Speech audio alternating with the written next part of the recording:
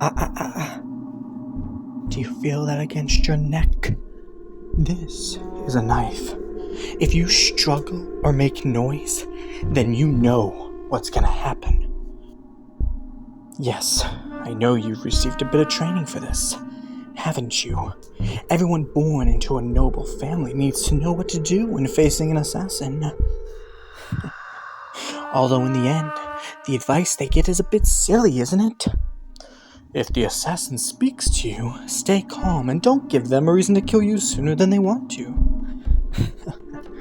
The idea is basically just to stay alive longer and hope for a miracle.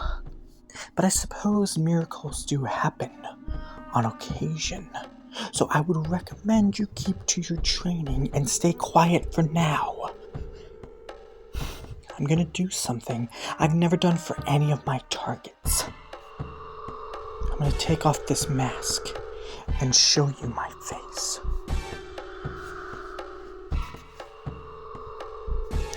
Shh. Don't forget the knife. But I'm flattered you recognize me. As a potential heir to your house, I knew you had to memorize the names and faces of members of rival houses. But I'm a rather minor member of the Blancmont family. Even though my family and yours are bitter enemies, I think most members of your family wouldn't have bothered to remember me. You seem a bit confused. It's very simple. I'm the Blancmont's personal assassin. I've been officially adopted into the family as a cover. As you might have guessed, I was sent here to kill you. Technically, you're not next in line to take over the family. But your brother is. Well, let's be honest. He's incompetent. You, on the other hand, could actually be a threat to the Blancmonts if you were chosen to lead your house instead. I'm sure you're wondering why I've been telling you all this. If I wanted to kill you, it would be easier to have never woken you up. But here's the thing. I don't want to. When I was assigned to kill you, I did a little spying to understand who you are, what your weaknesses were. Shh. I kill people for money. Spying on you isn't the thing to get upset about here. Anyways, as I watched you, I found myself infatuated. Well, for starters, you're not bad to look at. Some of your cousins are considered more conventionally attractive, but only because they center their lives around their appearance. You have some sort of effortless, subtle beauty about you. Perhaps it takes an assassin to appreciate, pleasing to the eye, but without drawing undue attention. And then there's your wisdom, the very reason I was ordered to take your life in the first place. You're practical, and you're willing to set aside the unnecessary things that others cling to. The fact that you alone would have been arguing in favor of making peace with the Blancmonts in order to end our counterproductive feud. You don't care about revenge. You just want to move on. It's a shame the Blancmonts think you're lying through your teeth to trick them. I know you really mean it, though. I put on a bit of a show when you woke up to keep you quiet. But the truth is that I don't think I could bring myself to hurt you. It's one thing to snuff out the lives of greedy, cruel nobles who are a threat because of how ruthless they are. But to remove you from the world, it would be a crime I'm not willing to commit. You still have a sense of humor, even at a time like this. Alright, fine. Both are crimes, but the former is merely a crime according to the law. The latter is a crime against humanity. I was given your contract quite a while ago, to be honest.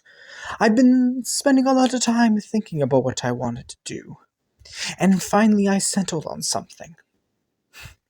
I've been given quite a bit of leeway in my job.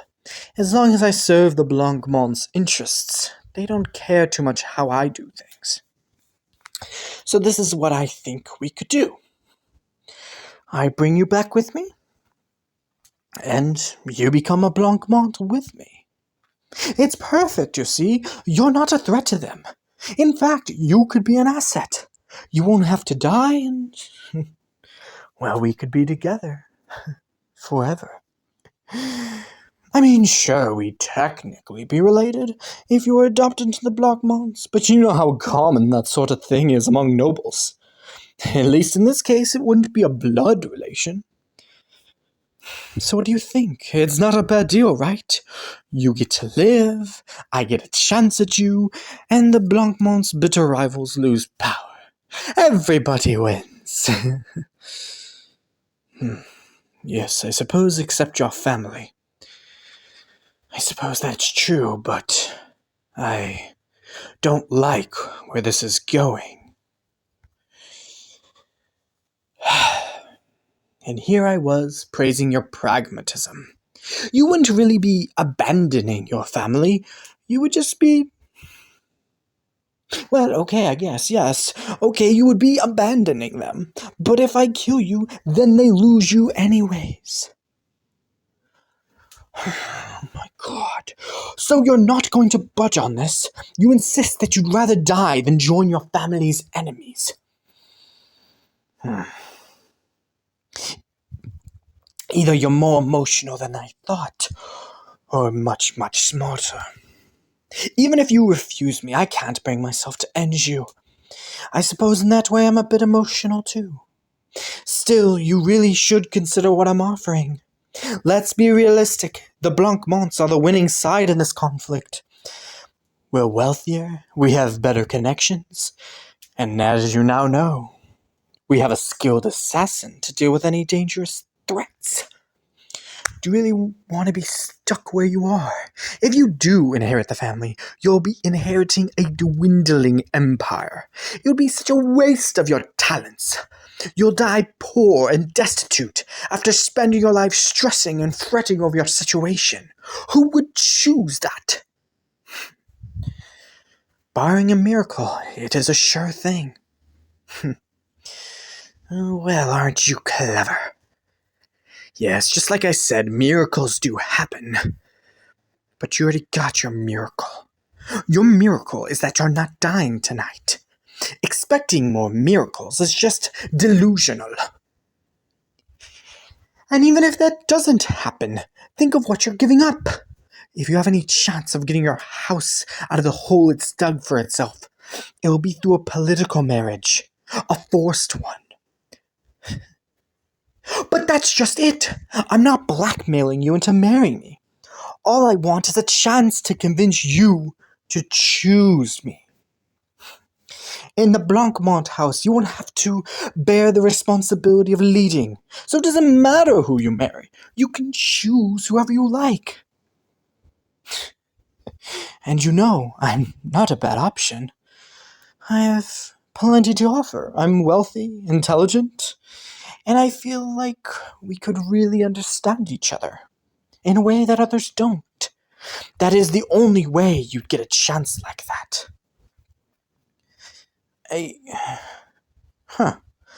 Well, I mean, I suppose technically I could join your house instead, but that's, I don't want you to take this the wrong way, but it's not as though I'm willing to drop my entire life for you. I'm interested in you, and I'm taking quite a risk by ignoring my orders. But I am genuinely loyal to the Blancmont family. Even if it's technically only a cover, I am officially part of the family, and I am grateful to them. And we've only just met. I see your point. If I won't drop everything for you, then I can't ask you to drop everything for me. I enjoyed observing your shrewdness from a distance, but it's a bit frustrating now that you've turned it on me. Well, I suppose you've given me something to think about. You're more determined than my observations suggested. I just realized I didn't even accomplish one of the goals I came in here with. This is going to complicate things. Still, the fact that you can turn me away with nothing more than words intrigues me beyond belief. I might even be more interested in you than I was before. I expected to leave here with you, or with your head if I could muster the strength. I didn't consider what would happen if you remained alive and at home. Well, I would recommend that you don't tell anyone that we spoke. Even if I can't bring myself to kill you, I don't have such reservations about anybody else. Don't test me on this, or they'll be the ones to pay the price. We'll speak again some other time. You might not have gotten the best impression of me today, but I'll try to show you a better side of me next time. And keep this in mind. At some point, I need you to stop being a potential threat to the Blanc Mons. I can't kill you, but unless we find another way, I might eventually have to resort to kidnapping. I would suggest you help me to find another solution as possible. For now, I bid you good night. I hope you manage to get some sleep. Goodbye. Au revoir. Auf Wiedersehen. Sayonara.